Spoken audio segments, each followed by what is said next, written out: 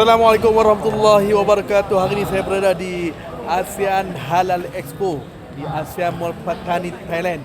Ialah bus-bus yang ada pada hari ini, dan hari ini merupakan hari pertama program ASEAN Halal Expo 2025. Program ini akan diadakan selama 4 hari, 25, 26, 27, 28 dan 29 hari bulan. Pada rakyat Malaysia pada hari Jumaat ni cuti umum, cuti awal Muharram. Jadi datanglah ke ASEAN Mall Patani, Thailand, kerana diadakan program ASEAN Halal Expo 2025. Tengok, ada produk Adabi. Dialah pelbagai juadah makanan yang sedap-sedap di Patani, Thailand ini. Dan datanglah ramai-ramai di ASEAN Mall Patani, Thailand. Ya, sekarang saya berada di ASEAN Mall Patani, Thailand.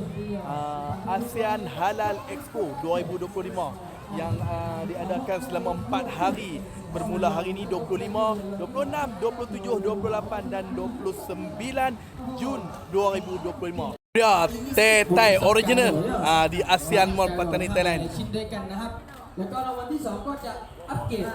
Sebagai mainan untuk anak-anak kita ada di sini, dan ada juga semua lapisan umur permainan ada di ASEAN Mall Patani, Thailand ini.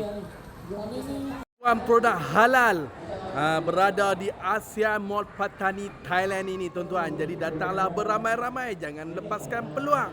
Tak jauh pun daripada Bukit Kayu Hitam, cuma 150 km sahaja. Jom tuan-tuan, datanglah ke ASEAN Mall Patani, Thailand.